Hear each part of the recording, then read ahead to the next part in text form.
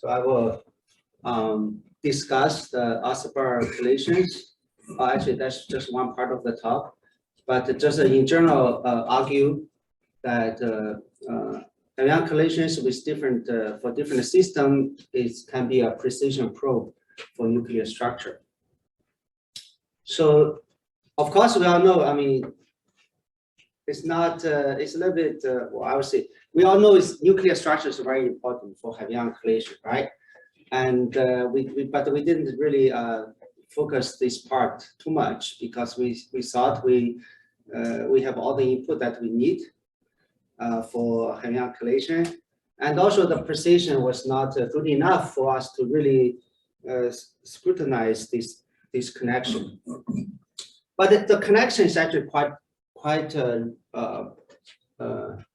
easy to realize because we are studying multi-particle correlation in the final state, and this multi-particle correlation must start from some initial condition. This is the real initial condition, and this is the second initial condition, but this is controlled by this, right? So therefore, there must be a connection which make you to relate the final state multi-particle correlation with the multi-nucleon correlations in the nuclei. So of course, nuclear physics is a very broad field that are interested in the study the properties and the structures of nuclear matter at the different conditions.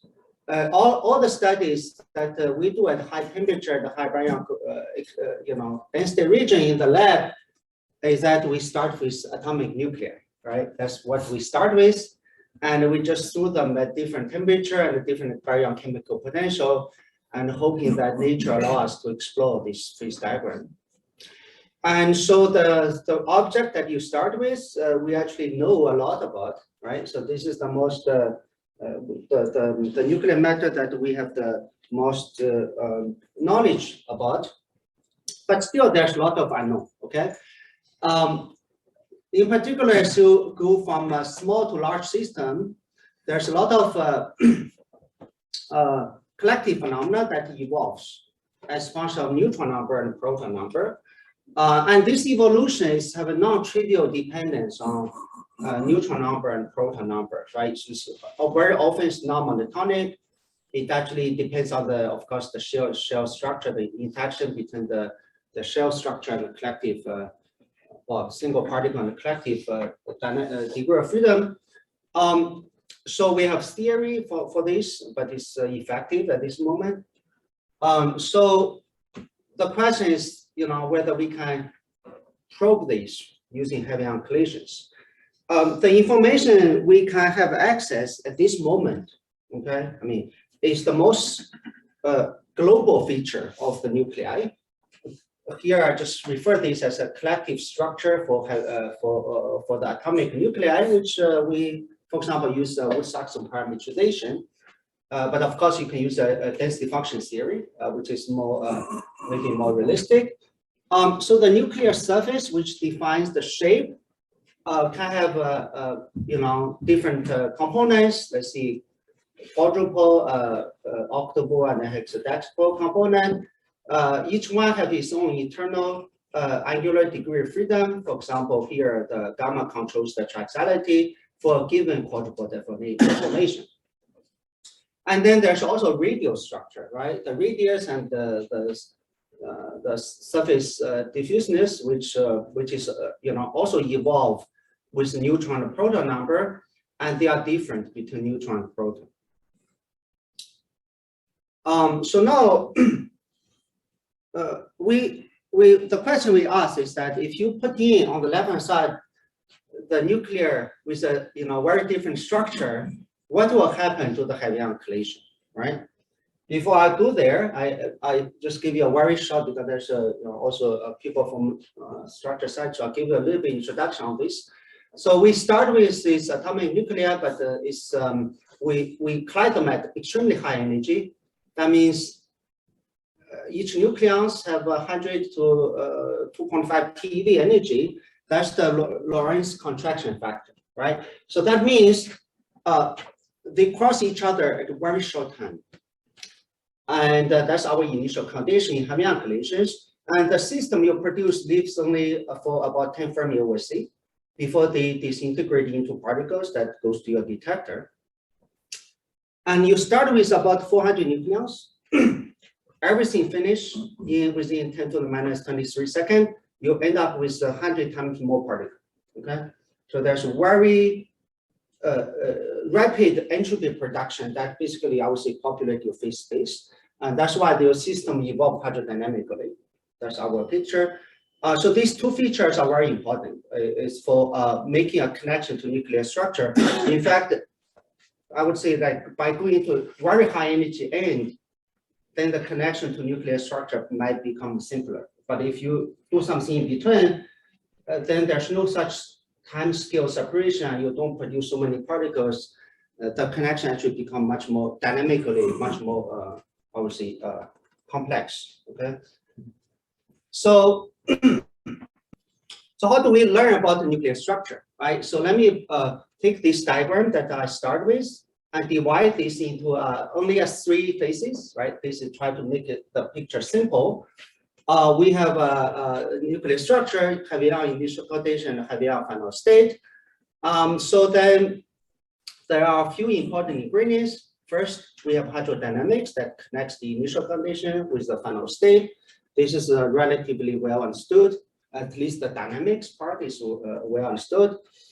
Then in the final state, we measure, this is our experimental measurement. Basically, you analyze the momentum spectra, you decompose this into moments in momentum space, right? You have multiple state, you have a mean PT, you have a flow harmonics.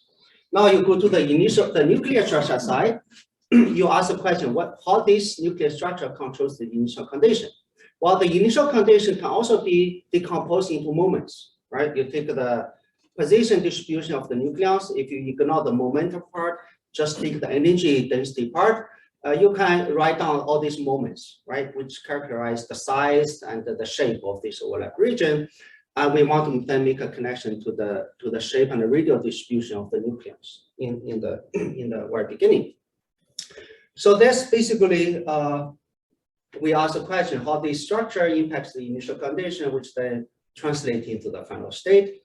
So this is basically my outline, and then I will focus on a case study with the Isobar collisions, because that's the title given by Giuliano. And I would speculate some possibility of what we can have if we do a system scan, and what we can learn from this scan about the nuclear structure. So can I interpret the question mark as you saying that how nuclear structure maps on the heavy ion initial condition is actually uncertain and very accurate? Yeah, yes. And so we do have a model that gets from the initial condition of the heavy ions to the final condition, and we use that for Bayesian inference to go backwards, but we don't have a reliable or generally accepted model for question mark. Yes, exactly. We cannot calculate this from first principle. That's the problem, right? Because well, except use ADS. Hydrodynamics is also not from first principles, but it's something that has been. Well, yeah, not all the ingredients of hydrodynamics are from first principle. There's a lot of phenomenological parameters. So I don't think that is a criterion that we should apply from the beginning, that we have to have first principles understanding. Well, for what you use, I think it's pretty much. I don't think we. Yeah, the problem, the hydrodynamics, you have parameters, I agree, right? But this is energy momentum conservation. This is correct, right? This concept is correct, but we don't have a concept for making this direct connection here other than parameterization. So here again, so all of you guys know this. So experimental perspective of hydrodynamics. So what is this? It's basically it's energy momentum conservation, right? You write down the energy momentum tensor, you write down the conservation law, and this object, you can do a first order expression where you basically have some stuff that relate to the energy density, something related to the pressure density, and then you have correction terms, right? Bulk and shear viscosity. So the relation between energy and the pressure is the most important part of this. This is the equation state that tell you how the system expands. And then you have corrections due to the dissipative force, which relate to the shared bulk viscosity, which are actually proportional to the gradients in the velocity field. Okay, so the bigger is your gradients, the bigger is the correction. But if you have a static system, they do not have any curve. There won't be any correction.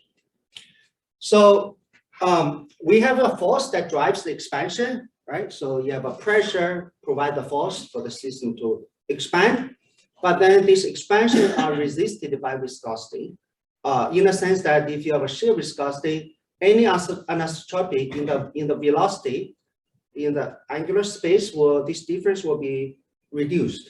Okay, and this bulk viscosity resists the expansion, the radial expansion.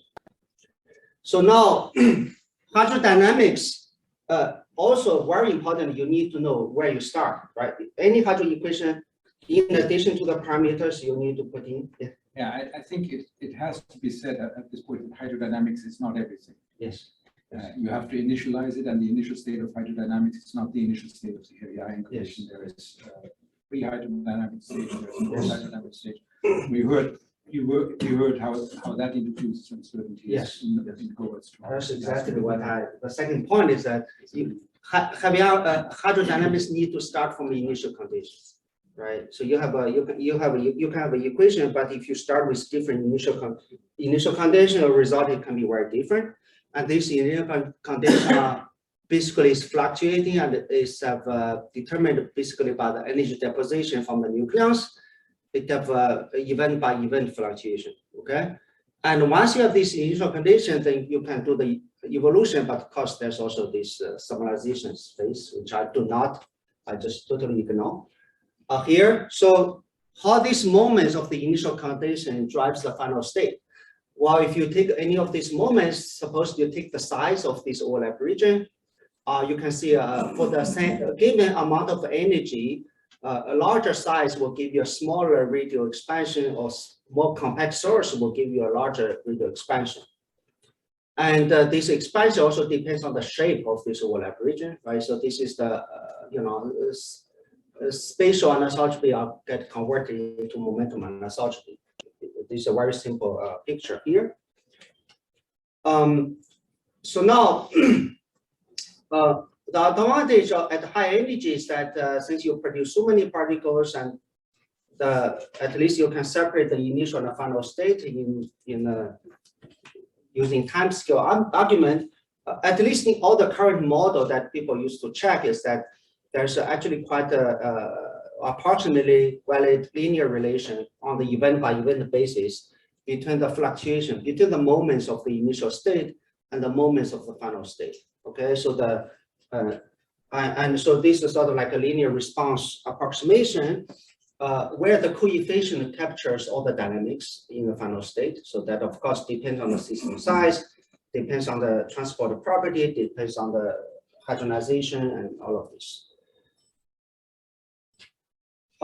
So experimentally, we see evidence for radial flow and elliptic flow in the first day of the recurrent running, right? So as you increase the energy density, for example, from small to large system, you see the MPT increases. By the way, I would say most of the MPT is non-flow, right? So only this small, like 20% of this increase in the radial flow is due to the expansion.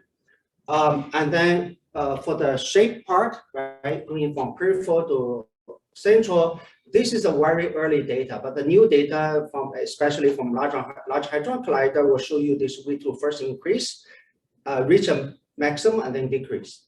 It's really related to this shape multiplied by the viscous damping, right? Because there's stronger damping in the peripheral collision, even though this shape actually should go like up all the way here, but there's more damping in the peripheral. Therefore, you get this rise and decrease, okay, rise and fall pattern when you do the experimental measurement. So again, is there interesting information in the non-transverse momentum? Yeah, very important actually. So we assume if you to first order, if you assume the system is pulse invariant, then the variation in rapidity is weak. But actually they carry extremely important information because you can see the geometry in the mid rapidity and beam rapidity is very different, right? So you have a very large space, but if you can cover them, you can actually see the strong variation. This tells you is like, for example, what's the stopping mechanism? How the energy get deposited, right? In the overlap region.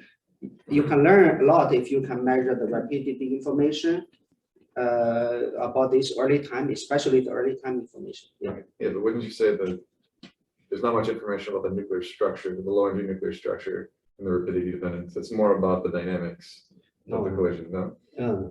In fact, I think there's some work probably Brad, you can talk about. I think so you can imagine that we talk about fluid decorrelation. The reason is because that's sort of like, okay, if you have a deformed system, I would imagine if you go to beam rapidity, you'll see the shape of one nucleus, and in the middle rapidity is sort of like a convolution of the two. You should see some structure dependence. That's speculation. And I think it has to be said in answer to Ian's question. Yes, there is very important information in the longitudinal spectra, but it's under much less control at this point because it requires full three-dimensional models, which are hard to come by. Yeah, I would say this is the future frontier of, right, 3D hydrodynamics. Yeah, we are at the stage where we really see the impact. Okay. I mean, the first approximation, you see the same geometry at different rapidities, right? This decorrelation is sort of Unless you go to the a beam. subleading effect. Well, the beam itself, yeah. But that's the only way, I would say, if you want to learn something that is sort of decoupled from final state, rapidity direction give you a cheap way of accessing this information, right? Independent of the final state? Almost. If you do a ratio of the decorrelation, it should be a purely initial condition, mostly. Okay, Mostly. final, you mean the hydro stuff? Yeah, yeah.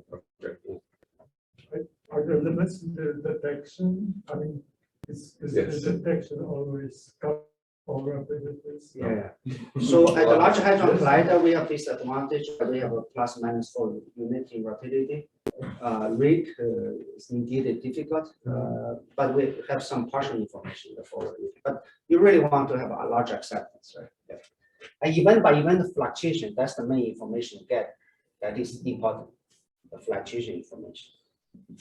Okay, so one of the important parameter that controls this expansion is basically this Knudsen number, right? So the mean free parts over the system size. If this is small, it means you have many scattering. That means system will become hydrodynamized and expand collectively. Now, even though the viscosity may seem small, but in heavy ion collision, we have very large velocity gradients, right? Gradient is huge because your radius is very small. There's a large gradients. And this means this correction can be amplified by these large gradients.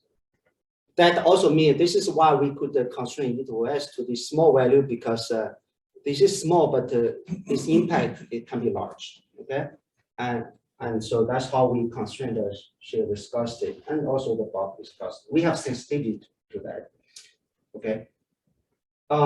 Now, initial condition is very complex. That means we have, in principle, if you know this, you can learn a lot, okay? So the relation between the initial state and final state is similar, like, okay, I don't need to talk about this, but taking this event by event condition, since we have, first of all, we have many such collisions. That means we can always measure the power spectra on average with good precision, up to, let's say, V7, okay, not very high, but V7. But the one more information we can get, which is you cannot do in cosmology, is the correlations between the fluctuation. In other words, we can get not only a single measurement, but we can measure the probability density function, how they fluctuate event to event in each mode, as well as the correlation between them, right? You can study how the V2 and V3 fluctuation are correlated, how their angle are correlated. So you can construct multi-particle, correlate many correlators, and that explore the statistical feature of this initial state. So now, how do we do that? We suppose each event you have a single particle distribution in momentum space. What you do is that you construct two particle correlation function and multi-particle correlations, which captures, of course, each of these correlation. You accumulate all the pairs or all the triplets in one event to the average. But of course, your precision is very low with one event. Then you need to accumulate many events. Therefore, you get this. For fixed centrality, you get these two-particle correlator or multi-particle correlators, and these can be related to the initial geometry information.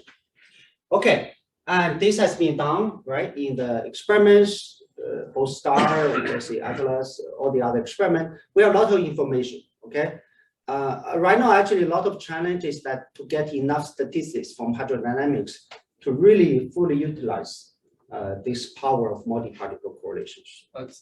In the previous page, you need to start from like n particle distribution to You just missing the autocorrelation. You need to take this and self-convolute and then subtract the autocorrelation.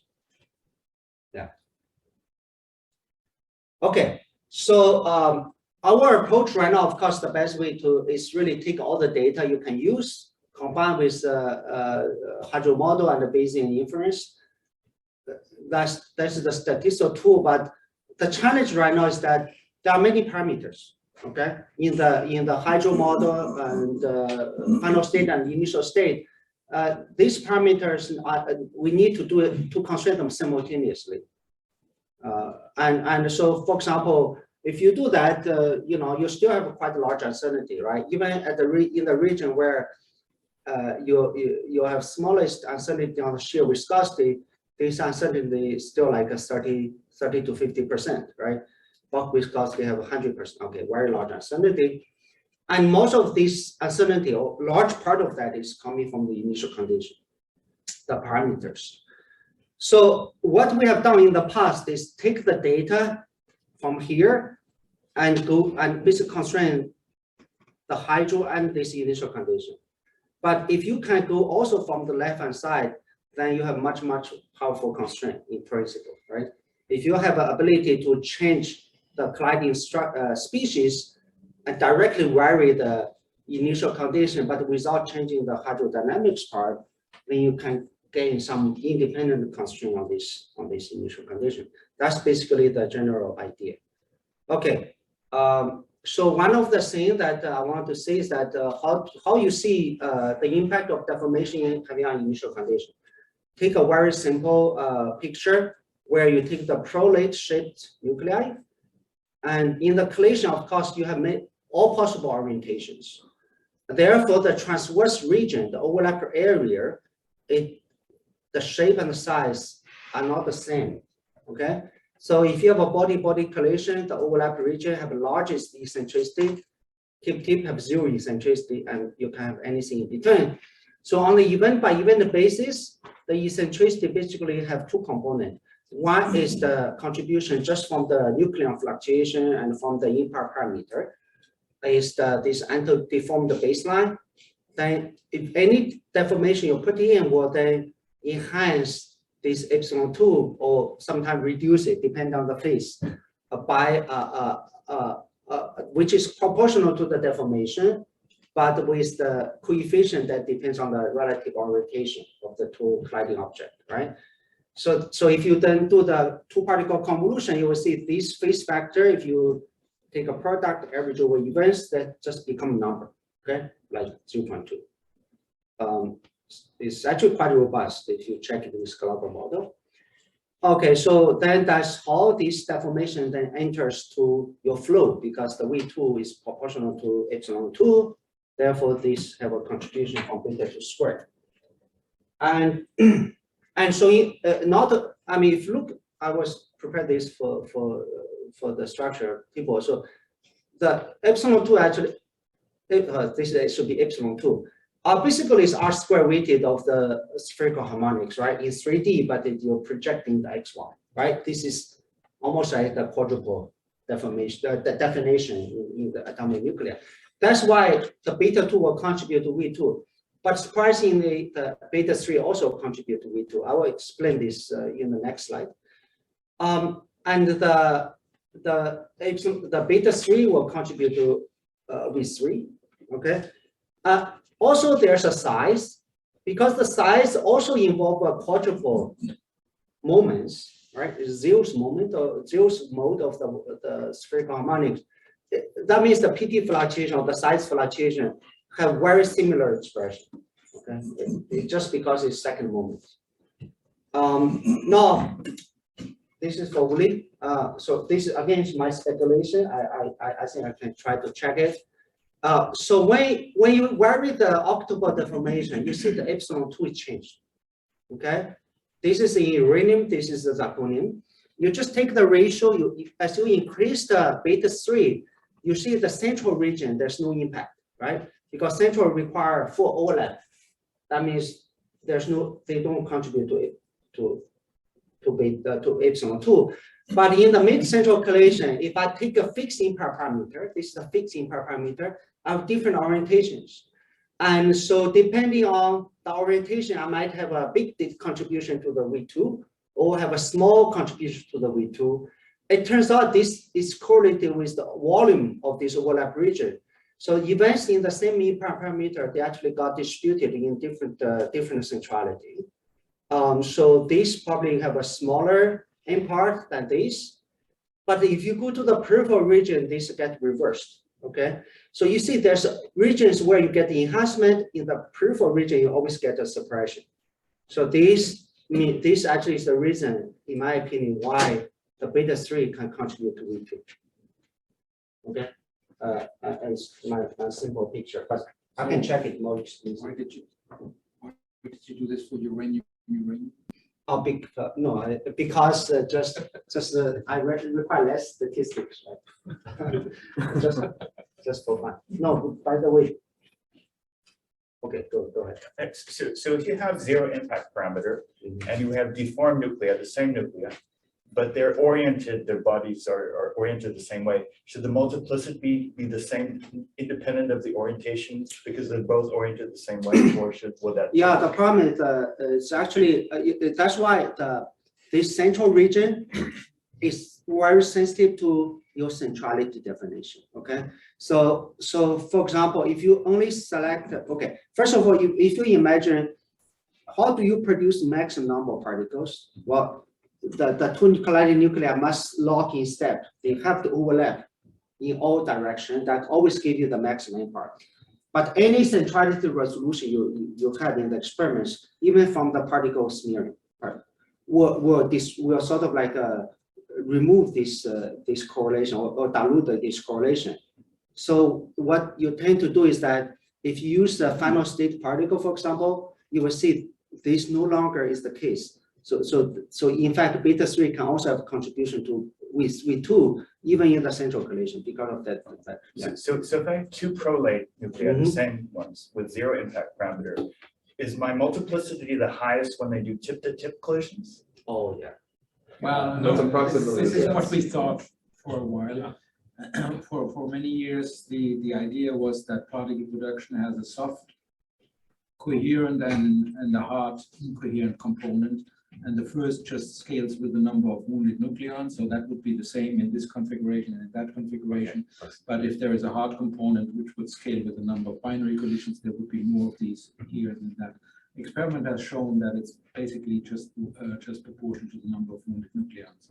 So that model is out of the window. Experiment meaning here uranium Yes. collisions. When they did uranium collisions, they kind of wanted to see this. And I think they didn't. And they didn't, yeah. But I think this is still a relevant question. So it's true that the paradigm has changed in the sense that now we tend to favor models where it's just the number of the nucleons that matters. But it's not really clear to me how solid and how precisely we know this. So yeah. But I think We've really gone from one paradigm to the other, but yeah. It's not from first principles. Okay. two spherical angles, so it's a 4D space, and tip on tip is just 1 point in 4D space. There's a huge smearing. Hmm? There's a big smearing. Yes. So I think that you can reduce the smearing by doing this at the Large Hadron Collider. You might be able to really see something that is more dramatic because, yeah, it's energy really. You know, even a small deformation, right? I mean, we can see very precisely in Large Hadron Collider when we compare xenon with like, obviously that's much harder comparison than comparing uranium with gold in principle, but we can do it in Large Hadron Collider because you produce so many more particles. And also you determine the centrality using forward detector, which are independent. In STAR, the centrality is determined using the same particle that we use to do this measurement, which also make it a little bit more difficult to interpret. So another part is that the radial structure. This again, I'll give you an intuitive understanding. So if the surface is diffused, means it's very diffuse, like low density but have long tail. This would mean for the same number of M part, I would say here you will get a different eccentricity because the definition of eccentricity have a big weighting on the surface. So therefore, if you have a compact source, you know, you might get larger V2 and larger MPT, right? If you have the same is true also if you vary the radius, these tend to also impact the MPT in some. Well, you will see some results later. Okay, again, so this statement, sometimes I get an objection from a nuclear structure people, but let me try again. So I want to make the language more precise. So in the low energy, I think that we. Come back. Yeah. If you go back to the previous slide. Okay. I mean, in principle, I mean, you stop at beta 3, but you have to consider all deformations, right? Yeah. So we contribute Yes. beta 4 to. Yes. Yes. Beta 4 contribute to the epsilon 4 dramatically in the central, but turns out beta 4 also contribute to V3, beta epsilon 3.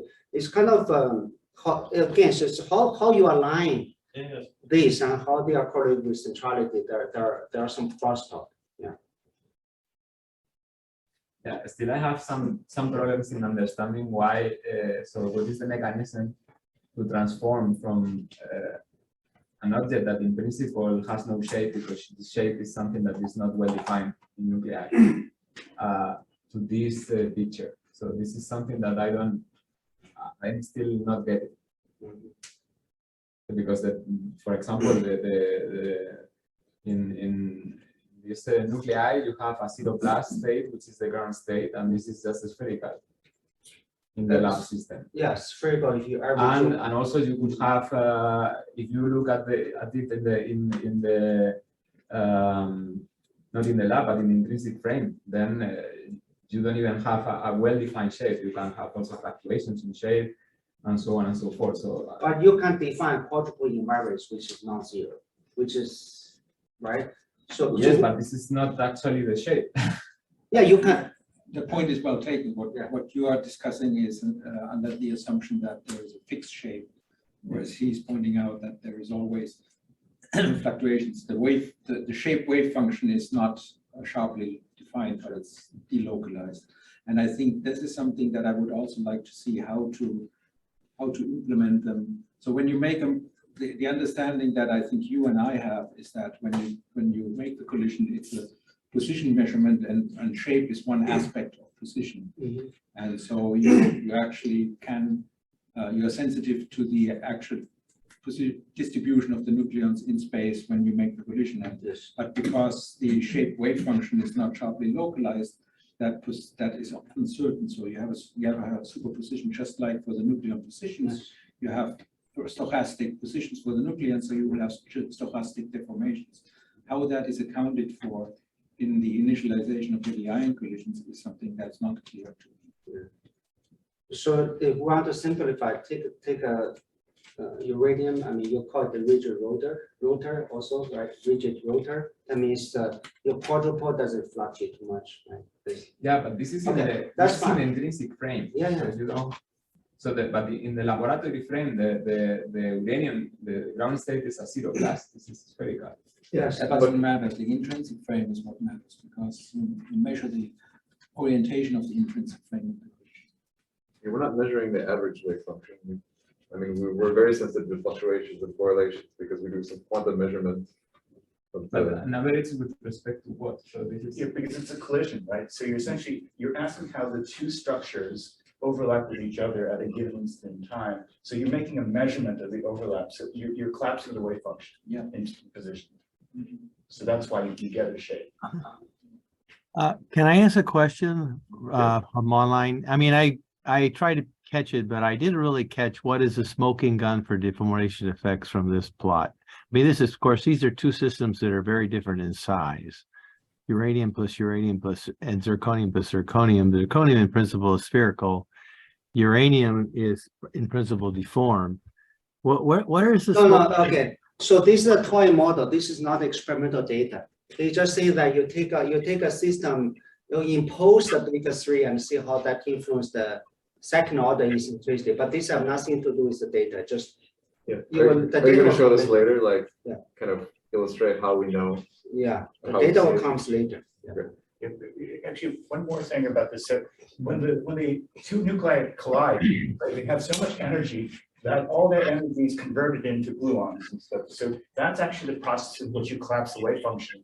The entropy increases so much that there's no longer a superposition principle at play. You've essentially measured where all the things have been because there's so many particles being produced. There is another analog to your question, namely if you look at the density distribution of the nuclei, you know from calculations this is a smooth function.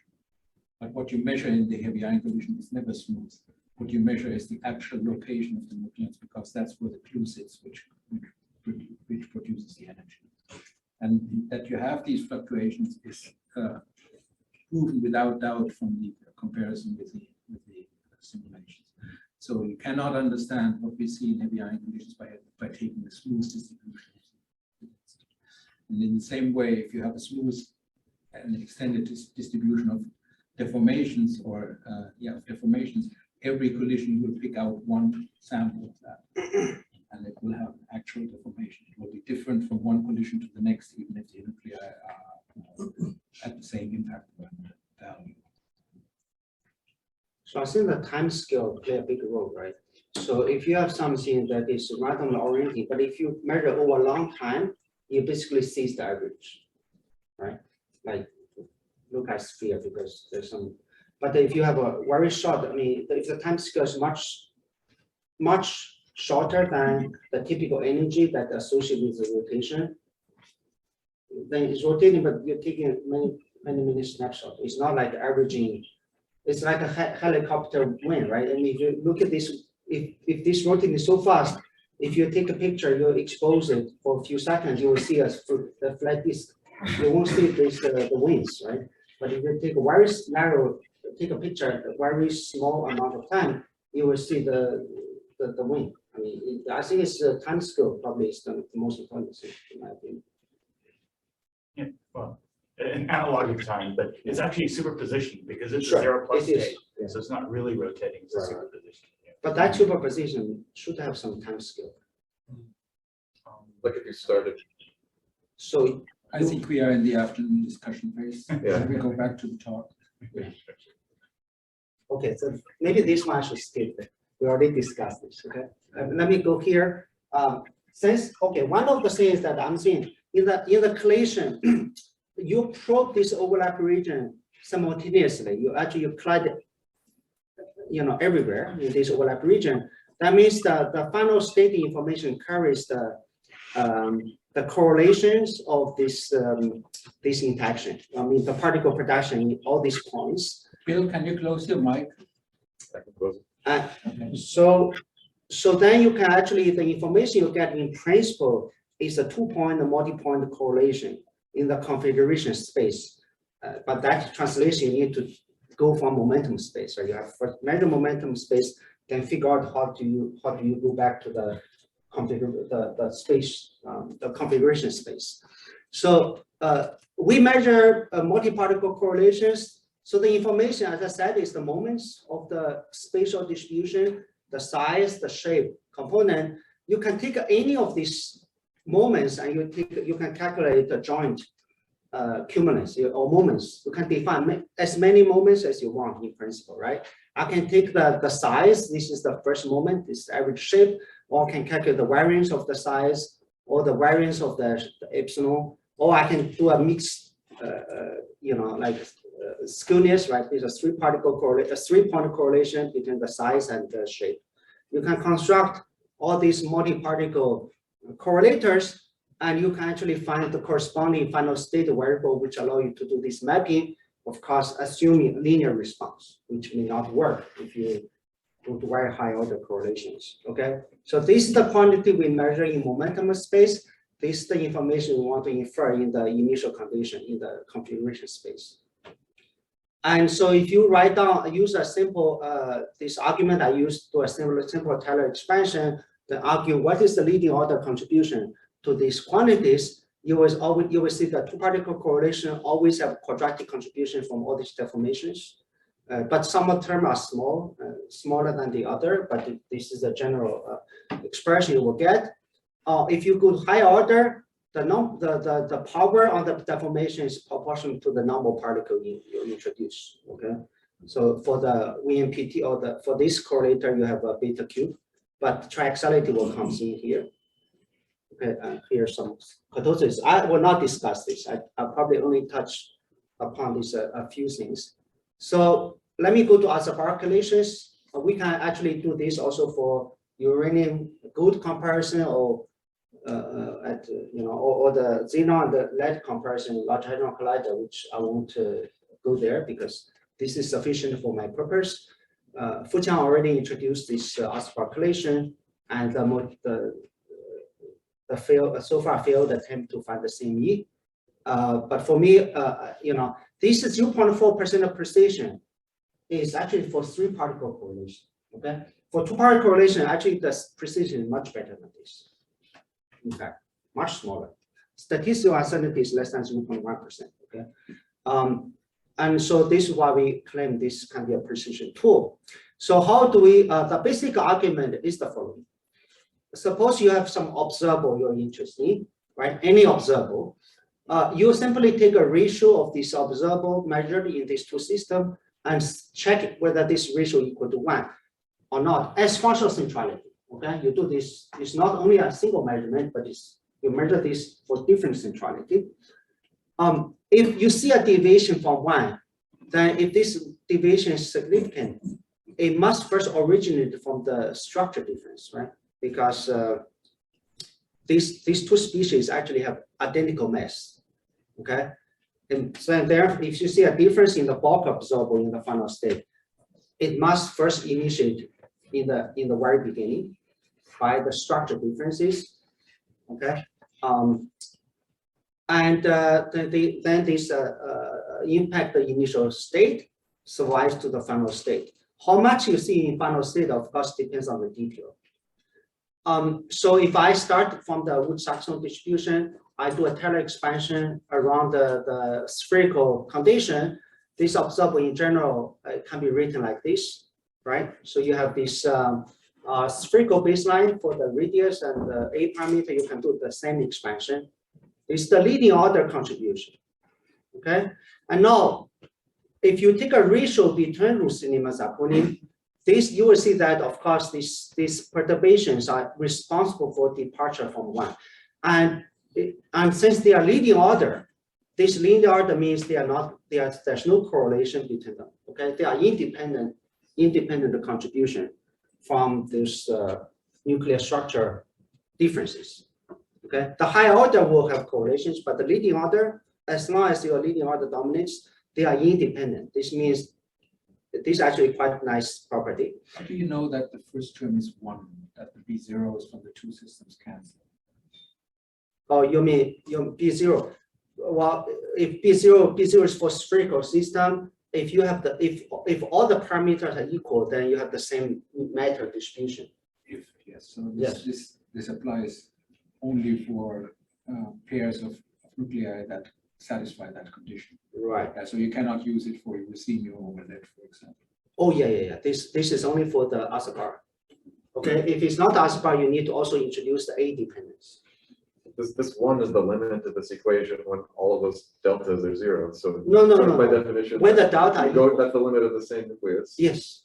Yes. You can introduce additional structure parameters. Yes, this may not be enough. You might need to introduce some other additional nuclear structure parameters to capture, things that might not. I mean, there is a weak effect of proton-neutron content, right? It should not. I mean, for hadron collision, it doesn't matter. They have if That's an yeah, assumption. yeah, because the mass, total mass are equal. That's what matters. Right, but Yeah. see, if you're closer to one end or another rapidity, you will have some effect Oh, what do you mean? of isospeed. You- Yeah, if you go to low energy, No, even high, if you're close to the rapidity. you go to forward rapidity. Yeah, Yeah, of course. We are staying middle rapidity. okay. So if you're using an observer that's sensitive to isospin, that ratio is not wrong. Yes.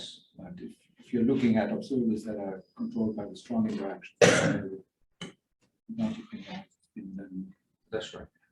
Actually, stars that people try to do measurement of the net charge, net baryon, you expect the difference in Isobar calculation. So this only proves the difference in the structure between the two systems.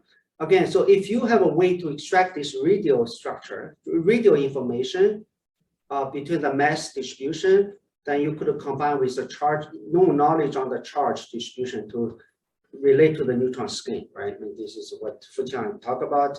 I mean, this is why when you have a DFT that have a difference in these structure parameters, you see this can be used to explain basically, well, you can use this to explain the observable difference, okay? And then constrain these parameters. Okay, so let me look the ruthenium and the zirconium system. So we get some simple-minded extracted value of the deformation from the structure data. So here's my baseline. Ruthenium is quadrupole deformed. Zirconium have very small quadrupole deformation. Beta 3 is 0.2 for zirconium, which I guess Magda will talk about the data in the next talk. And the surface is sharper for ruthenium, and radius is a little bit bigger for ruthenium. Okay, and I can calculate this difference. I just put this as a fixed number between the two systems. I only use this 4 number and see if I can explain the data. That's the goal. Can you remind me where these numbers came from? This number is from the deformation table you can get from nucleus. Yeah. More generically, is this from like a calculation of? Yes, and this number is from the DFT calculation, but of course, Futia's paper also have something. Well, the number are different, but the difference is very close. Can I ask you whether these are charge or mass? These are mass. I already averaged over proton neutron. But are they coming from information about charge distributions? For example, collective decay strength and stature what is? I mean, the point being that the nucleus is not just a sharp cutoff system with a deformation. Then the electromagnetic moments depend actually on where the wave functions are in a nucleus. I mean, where the protons are in detail. So this parameter, you could think the A0 and R0 is coming from DFT, some DFT. Mm-hmm. Yeah.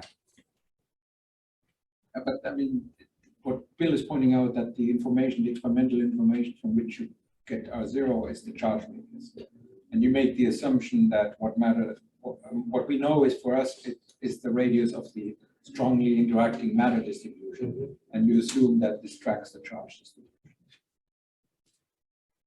No, I mean, okay, so so the charge distribution doesn't enter in this particular study, but of course I'm saying that. Of course not, but the value that you have is extracted from charge distribution measurements. It's coming from the DFT that are fitted to all the nuclear structure data. So this number is from From theory. From theory, yeah. But it has been fitted to the charge. Does it come from fitting to a Wood-Saxon, or does that a number represent some other quantity? What? I Do you have a fit the DFT DFT. density to You have a Wood-Saxon, DFT? or does this number Yes. like define in some other way? You have a DFT, and you fit it with Wood-Saxon. The DFT are tuned to the data, which include the charge radius, but also the mass and all the other stuff. And so what you fit is the sum of the proton and Yes. neutron densities with the Saxon. What the future. Yeah. Mhm. But my point is that there are only 4 numbers. Let's see if these 4 numbers are consistent with what we see in the data. Okay. So here's the data. The preliminary data was shown in the dark matter, and so we can make a ratio in these 2 systems between the charge distribution. You can remember the N charge always have this falling, exponentially is like falling down. There's this very over like 5 orders magnitude, but this is what you see after you take a ratio. So have this very shallow bump plus a very sharp rise in the central collision. And this is the mean PT ratio. There's a bump here, even though it's only 0.5%, it's actually quite significant because you have 100 particles. Each of them have access of 4 MeV. There's half GeV access collective. Okay, they have this rise, a drop. But by the way, this is only a particle at mid rapidity, but we see the same thing if you use a little bit forward rapidity also. This is really collective. And then we have a bunch of 2 particle observables. Let's say V2 and V3. This is how the V2 is the black as function of centrality, and V3 as function of centrality. The PT variances, the PT fluctuation goes down, then goes up. And then you have a bunch of 3 particle correlation. The skewness of the PT fluctuation goes like this. V2 PT correlation here is not very significant. Okay, I mean, goes like okay. But these values do not include the error bars coming from the uncertainty of the model, right? This is data. All of this is experimental data measured as function of total particle multiplicity. And the point is that none of these ratios is None of them. we're seeing them in certain models. Not So the they same. have the same. Yeah. The question is whether you can explain all this rich structure with a simple picture. Okay. And that, So in this data, there is no model dependence. yeah, no, everything is data directly from data. We don't rely on model. These are just calculated from the experimental of the final state. You will rely on the model once it tries to understand why they behave like what's measured. Yeah. It's all data. Okay, so let's first take the data, the 2 data, right? This is the V2 and this is the V3. I replot the data. So V2 goes up, goes down, then goes up as far from peripheral to central. V3 just is a little bit flat here, but then continues to goes down in the central collision. Okay, now let me run this ANPT simulation, which is sort of like some kind of hydro model. It's not exact hydro, but it should be. Okay, so hydrodynamics model, which is ANPT, you can run other model, you see almost the same similar result. Okay, so what I do is that in the model, and of course I start from the nuclear structure input I showed you in that table, and then I only enable the difference in the beta 2. So all the other parameters keep them same except the beta 2. And then you run the full simulation, and you get you measure you calculate the V2, and then you take the ratio.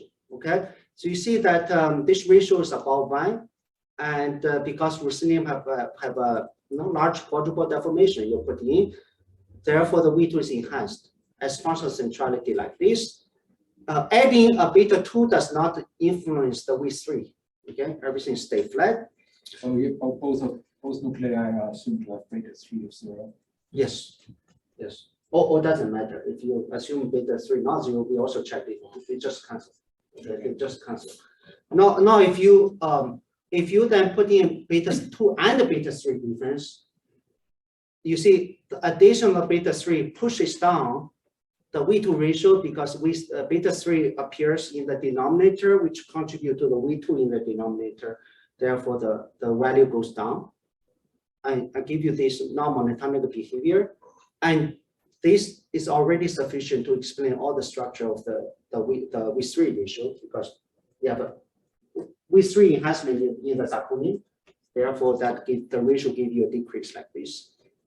Daniel, this is a qualitative, right? Because you can't keep everything else the same by changing beta to a nucleus, right? Because you have to conserve the total number of nucleons. Oh, we checked that. We can vary make the volume is concept. It doesn't matter.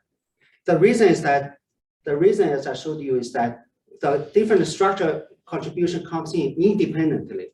If the linear order tele expansion dominates, there's no crosstalk, right? It's just as simple as that.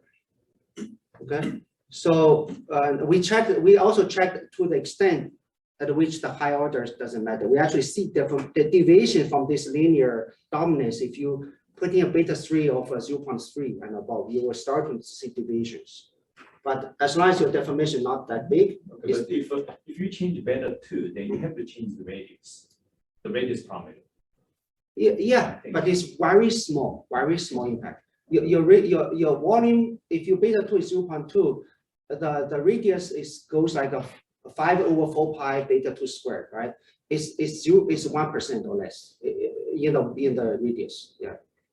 Yeah, but okay, we checked. I will show you. Okay, so now if I also then include the skin difference, okay, this is the nuclear skin. So remember the ruthenium is sharper, have a sharper surface. That means it produces more flow. Therefore, this actually pushes up, give you this rise and fall and rise pattern. It doesn't do anything in the central collision. It mostly influences this mid-central region. So this is the role of the A0. It actually pushes up the V3 ratio by about 1%, but doesn't change much. Now, if you also include the radius, okay, this is the final parameter that Fuqian, you guys also use. And this basically, it's actually, you see V3 goes back down because the size is bigger, so the flow a little bit smaller, it goes back to the original point, but it doesn't do much on the V2. Okay, so this 1% decrease you also see. This is what you see in the data. I mean, the only 4 numbers you describe the full centrality dependence. Have you also studied what happens when you assume that the beta 3 value is actually not a fixed value, but has, say, a Gaussian distribution with some variance? We did this in the global. I think we submitted it. I mean, I'm not going to discuss. So what happens is that the contribution goes like a beta square average. That means equals to the mean square plus the sigma beta square. So they will contribute in the equal. You actually can check for the two-party correlation. It does not distinguish between fluctuation and mean. You have to invoke high order, but the role will be the same. You won't really change anything. So this delta A0 is presumably model dependent. So are you saying that you pick a random model and you somehow miraculously it's just right? Okay, so it does depend on model, but this measurement are only sensitive to the difference. In other words, it doesn't really matter to the absolute value. Yes, only the dart A which matter. So I was still thinking about what you said a minute before. So what you're saying is that the beta 3 that you put here to some value has to be interpreted as the square root of the expectation value of beta 3 squared when you have a fluctuation. Yes, it basically is beta. So what I write in this formula here, I should put the average sign. Okay, so it's a second moments. The difference in the second moments include the fluctuation and also the mean. What would happen if you compare nuclei with less involved nuclear structure effects? Like, for example, if you compare lead-2A with calcium 40, and then you weight by the number of particles and so on, then you would get somehow constant ratios. No, because they read the mass number is very different. You have to have the mass number close because otherwise you'll find your hydrodynamic response is very different. You cannot cancel. You lose a lot of precision. But if their mass number is close, you can again write down correction terms which are responsible for the small response. I think that can be doable if the mass number is not so different. So Jim, can you make a prediction for ruthenium-zirconium collisions that's different from the average of the two, the zirconium versus ruthenium? Are there nonlinear effects that the geometry, the shape of the nucleus would predict that you could check? What kind of? So let's say you do ruthenium-zirconium collision. Oh, you and mean it's that? different from the Yeah, average. yeah. Can you But make a prediction? I can make a very simple prediction because of this linear response. If I think it will be right in the middle. The reason is that if you look at especially ultracentral collision, if you ask what is the contribution of beta 2 to my epsilon 2, you run the liquid drop model calculation, you will see that the two nuclei, because they have the same mass number, the contribution will be is some constant plus beta square of the ruthenium plus beta square of the zirconium. It will be right in the middle. That will be my. But aren't there some nonlinear effects from the overlaps of the two? For example, there's quadratic effects of the deformation, right? Yeah. This is the linear order. This is coming from the linear.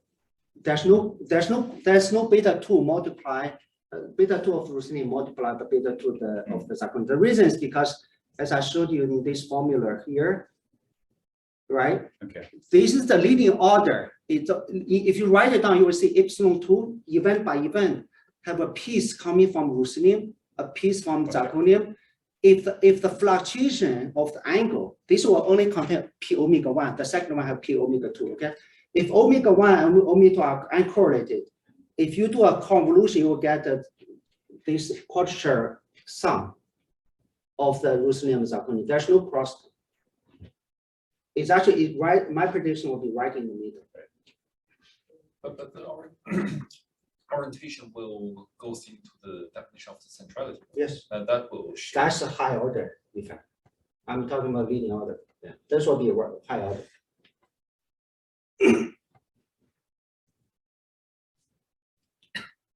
Okay, so now this, let me go to the next observer. So these are, you see, it's sensitive to the deformation in the central collision and the radial structure in the mid-central and peripheral collision. But I can look at, there are many other observers which I won't go through, just pick two more. One is a simple N charge distribution. Okay, first of all, you see this bump here and the rise.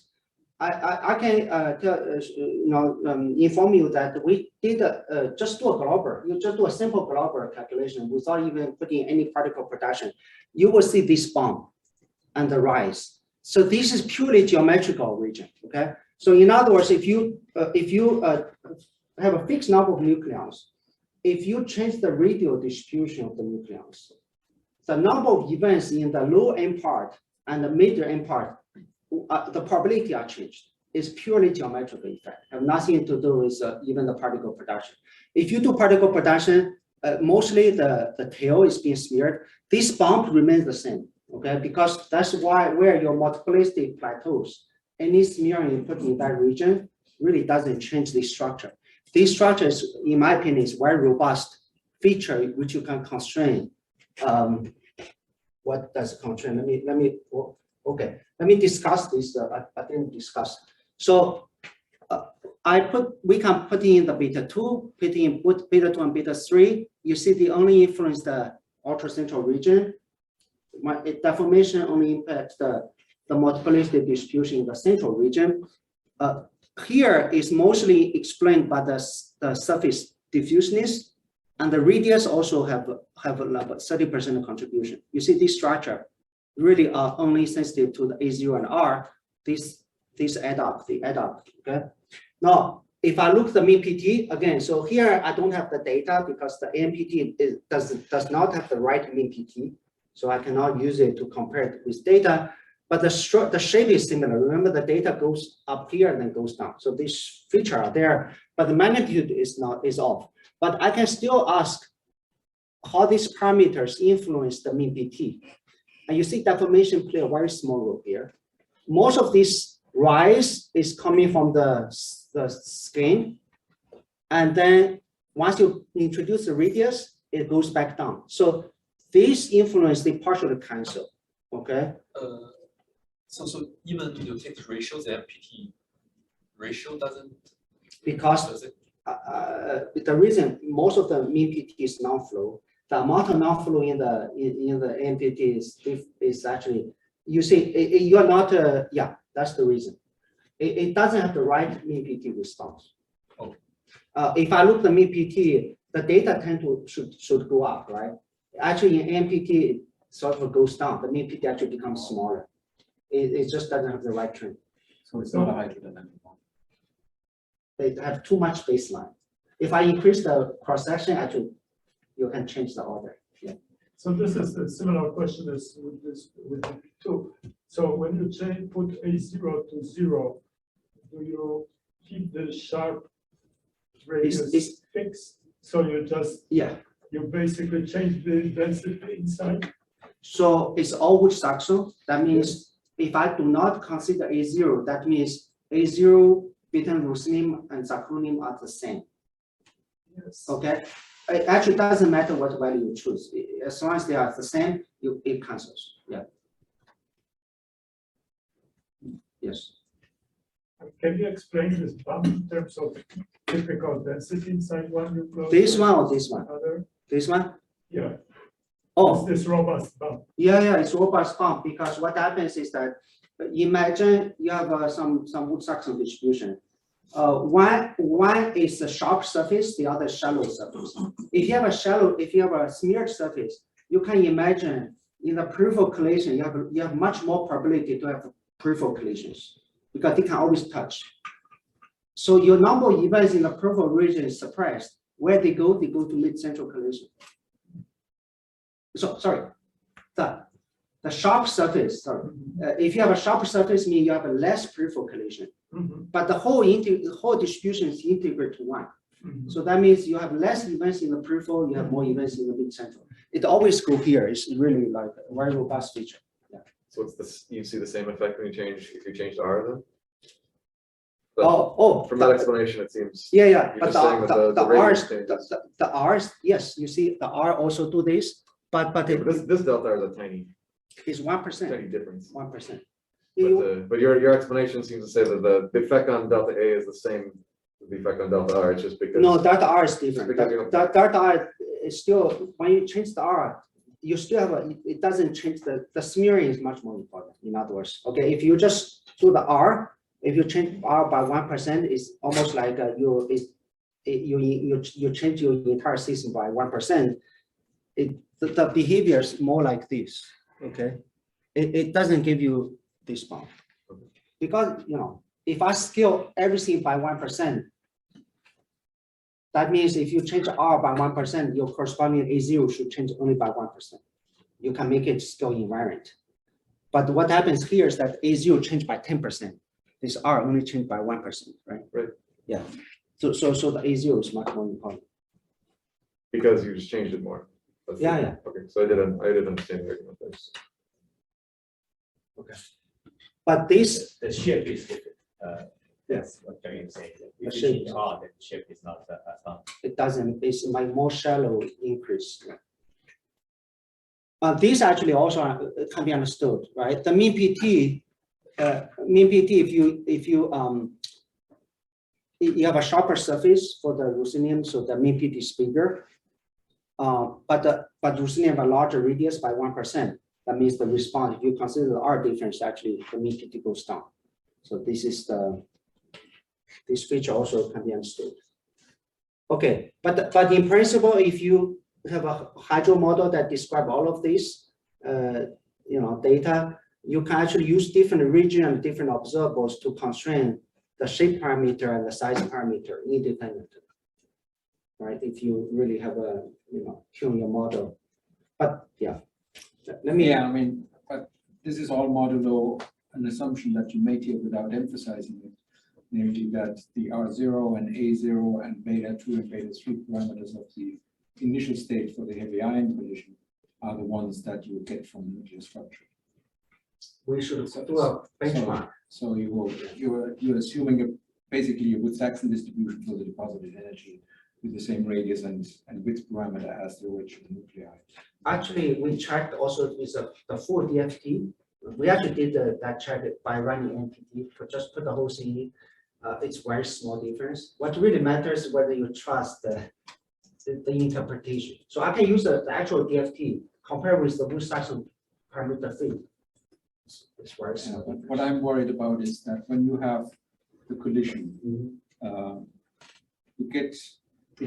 get loss of energy, loss of beam energy, and transformation into new matter, where you have interactions between mostly gluons at these high energies. Now, these have the positions of these collisions are controlled by the shape of the nuclei that you're bringing in, but the energy that's being deposited by this collision is distributed around these points. There is an additional smearing that you have not accounted for, and I'm wondering whether that would also cancel out in the ratios. I think Andreas and maybe Farid, again, what they have done is they just test different Trinto model and checking the sensitivity. I think that this need to be done more rigorously. I think that's the part that I haven't done. But that you can, since you're doing a ratio, you should try to test different energy deposition model explicitly to verify this idea. Okay, so by the way, the point is that the final state, this Isobar ratio, at least for the observer that I have shown you, they are not influenced by the final state.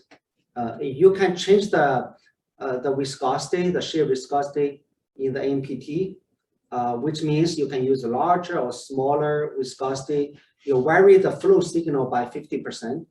Okay, you see the red is a very small partonic cross section, means it's a large viscosity, and this one is a small viscosity. You vary the flow by a lot. Okay. But once you take Isobar ratio, they sort of it's a dilution effect. Okay, you're diluting your flow signal in the same way between the two systems. Therefore, the ratio remains the same. So the final state cancels out. This won't be true if you talk about the V4, because the nonlinear response comes in. Okay, but the V2, V3 are very robust. Yeah. So that's the point, is that this is robust probe for the initial condition. And also the multiplicity ratio is also quite robust. Okay, so this comes to the importance of this Isobar as a tool for initial condition, because this ratio we measure this is coming from experimental measurement, right? Suppose we have a species that we know the structure very well. Suppose let's say lead or some other system.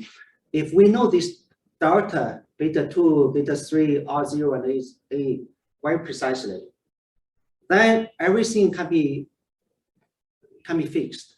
And we can extract this C1, C2, C3, C4 directly. What is this parameter, this coefficient? This coefficient would allow you to test this different way of depositing energy. Okay, if you use a different deposition energy, you will see that you predict very different C1. If you look at Andreas' talk, where he changed the P parameters, you will get different Isobar ratio. That's precisely, you are actually extracting this using the deformation, using the neutron scan to see how the Isobar ratio respond to that change, and this response coefficient then depends on how you deposit energy.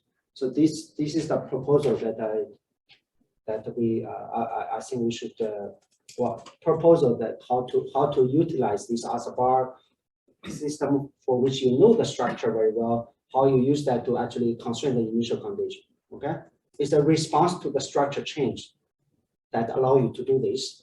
But once these coefficients are fixed, using that procedure, then this coefficient will only be a function of the mass number. That means you can then use that to make predictions. Okay, because there has been calibrated, then you can use it to apply to for the system, let's say mid-shell species for which you don't know very well the structure, but the response will be the same. The problem with that, I think, is that these beta 2, beta 3 are model dependent. So there is no way to extract these values from experimental data. So for the close to the shell closure region, Even for. right? But then I can do then I'm fine. I can use C3, C4 to constrain. These actually also test this deposition. So you don't have to only they are independent, right? In this way of writing, they are independent. So whatever you trust, then we can use it to constrain. Okay. I mean, you constrain you can predict for the root Saxon, but then the question is the root Saxon No, I can use a good DFT. approximation? Yeah, I can use DFT. It's the same result. Yeah, actually. but it's the same thing. You can predict for some models that choose these parameters. The question is it enough to have a good picture of the structure of the data? I know, but that's the question for the DFT.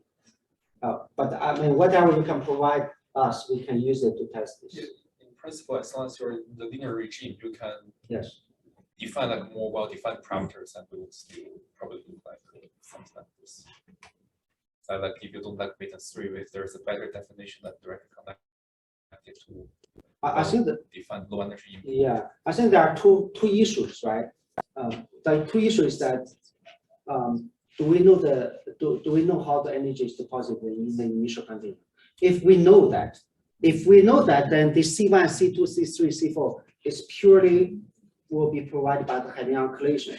Then you can use it to make a prediction, right? So this will become a measurement of the nuclear structure if we know this coefficient from the Hebbian side. But without that, then we need to do some more complicated gymnastics to really tease out which part is uncertainty from the structure, which part is coming from the Hebbian. But I think there might be a way to improve this. Yeah, my goal is to turn this into a predictive prediction for the structure, the alternative. Okay, sorry. Okay, how do we? I have a few three not three slides, 3 topics, 3 small topics. Okay, so the idea this is very simple. How do we exploiting this level 1 from nuclear structure? So the Hebbian observable is related to the QGP response, right? It's a response convoluted with some initial condition. And this response is a smooth function of n plus z. However, the initial condition is a non-monotonic function of neutron number and proton number, right? So you can choose system with the same mass number but dramatically different structure. That's how you can benefit by this approach. And here's one example. So I think Giuliano had this idea. So, but I did some calculation to just illustrate this. Consider the epsilon2 in the central collision.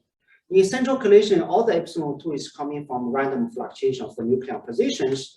That means it's actually for spherical system is just 1/8. Okay, and then you have some kind of a deformation contribution.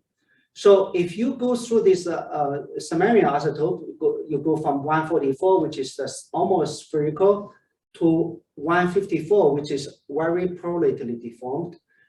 This eccentricity will increase by almost factor of 3, okay, compared to this baseline. It's a huge change.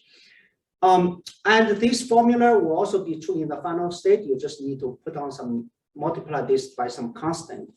So that means, suppose you do a measurement, you measure the V2 for this the 144 and the 154, you can draw a line. Their intercept is almost negligible, okay? This A is so close to each other, there's a very small difference in the intercept. You can then basically, anything in between would be a sort of like a prediction, right? In a sense, you can do another system, you can check whether they fall on the same line or not. Okay? So that's just one idea. The other thing is the triaxiality. Triaxiality means you need to actually tell the 3 radii of this ellipsoid is whether they are the same or not. How do you tell you have 3 radius? Well, you can only tell by doing a 3-point correlation, right? And that's my always like naive explanation. So this really require you should do a 3-particle correlation. The candidates for this is the V2 square PT correlation or the PT skewness, and you do a simple toy model, this Taylor expansion, you will see that V2PT covariance have this form and PT skewness have this form. And when we compare between the uranium and gold, we actually see that. Okay, uranium is strongly correlated deformed. Gold have a relatively small deformation. Therefore, you will see that the uranium should have a strong suppression of the V2PT correlation. This is what you see. And it should have a positive contribution to the PT skewness. This is also what you see. Okay, it's actually a huge enhancement on the PT skewness. These are not examples for triaxiality. These are just illustrations for the prefactor. Minus beta 3. No, you see the sign. This sign is because the gamma equal to 0. One is positively, one is negatively. Well, If this is oblate, you should see enhancement. If the uranium is oblate. yes, okay. Yeah. And this PT will you should get a negative. You can't distinguish between gamma equals 0 and gamma equals Not 10 yet. degrees, right? Not yet. It's difficult, but I mean, you have to do some candidates that have a different, like rigid traxel versus prolate, for example. You could tell. I mean, here just again, it's Well, just what happens if triaxiality is distributed with a large width at 0? I have one slide on that. Okay, just bear me. So if you do a just analytical argument, you will see that leading order contribution to this correlator, which is V2PT correlation, you have both gamma and beta. But for two particle correlation, the gamma influence just drop out. Then you will see leading order, there's no gamma. And so you can check in the global model, really there's no contribution from gamma. That means you can use two particle correlation, try to fix the beta 2. Then combined with three particle correlation, you might be able to learn something about triaxiality. So again, so this is a toy picture. If you try to take species with almost the same mass number, but different shape, if I construct I measure two observers, this V2PT covariance versus just a V2, the two particle versus the three particle, I should be able to put this data point for different shapes in different part of this diagram. Okay, this is global model prediction. Tell you if you change from the spherical to prolate to triaxial to oblate for the same mass number, where they should fall on this diagram. Okay, this is the 4 point D, A, B, C, and this, we can hope, right, to, if we know something along this Kills-Wheeler's coordinate, we can actually do this mapping. And if we can somehow calibrate the coefficient, okay, suppose you have two systems, A and D, you will be able to fix this B and these two B are different. Okay, if you fix these two numbers, you should be able to predict what the point of where the B and C should be in the linear response picture. Yeah, it's only two parameters. If you have more than two systems, you can draw this trajectory.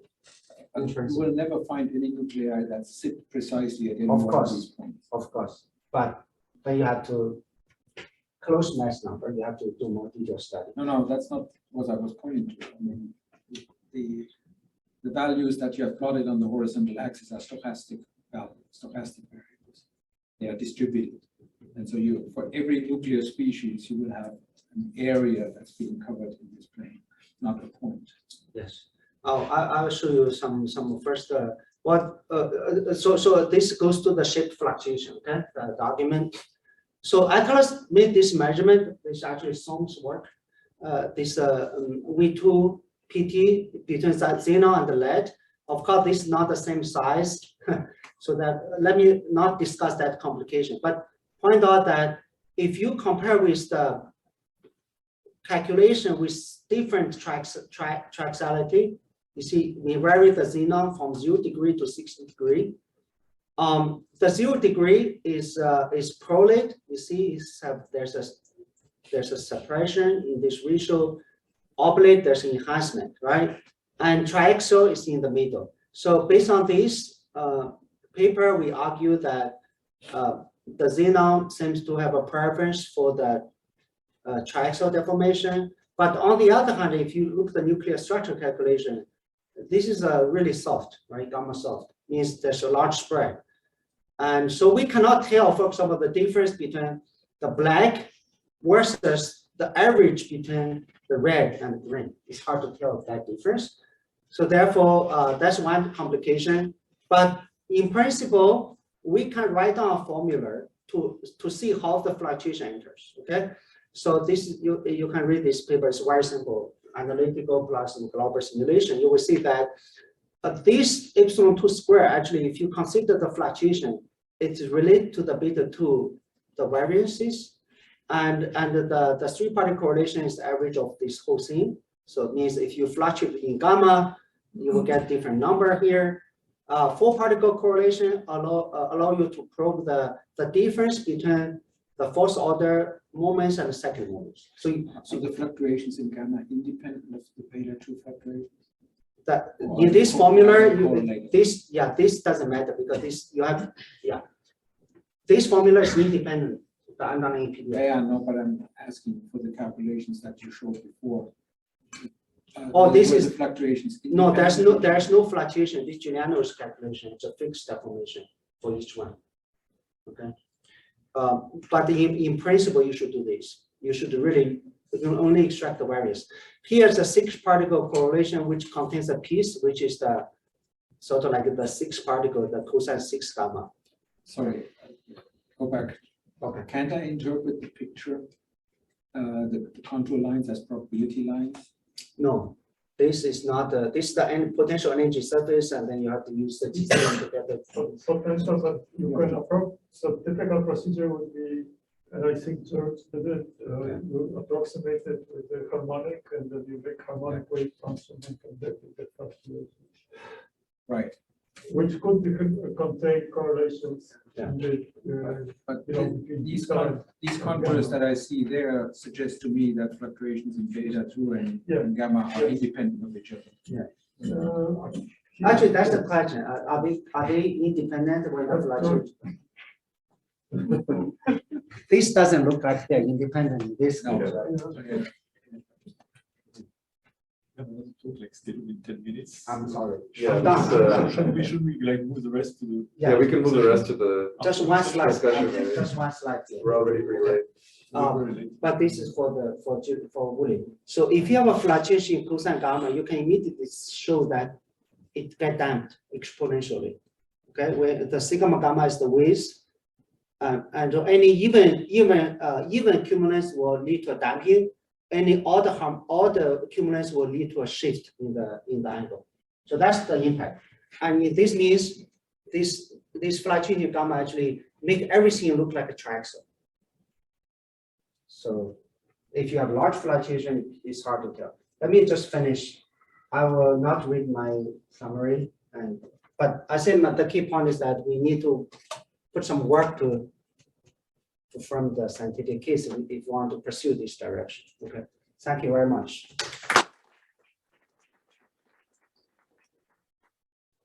Urgent questions? Just okay. So, I mean, the problem is you have only ruthenium and zirconium, which are isobars. But is there any way you could compare like LHC lead-weight to gold or 3, like correcting for the energy? No. Yeah, that we don't. I mean, that's the very interesting topic, right? So, I think if we had some particle production, then yes. But I think it's like the order is not right. If you understand the initial condition, how you deposit energy at 2 different energies, after that you could then make use of this. But right now we can't.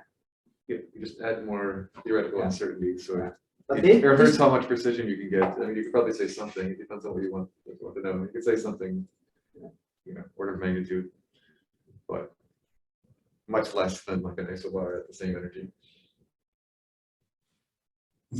Possible to collide 2 different species? At the rig, yes, not at large hadron collider. That's why we don't. There's Yeah, I think break that's not possible anymore because the electron ion collider already. They don't even have plans in LHC to do that. They cannot do asymmetric system other than proton nucleus. But the species can, yes, there are some plans which we could try to influence, right? But LHCb, they have fixed target. Yeah. Is that possible? Yeah.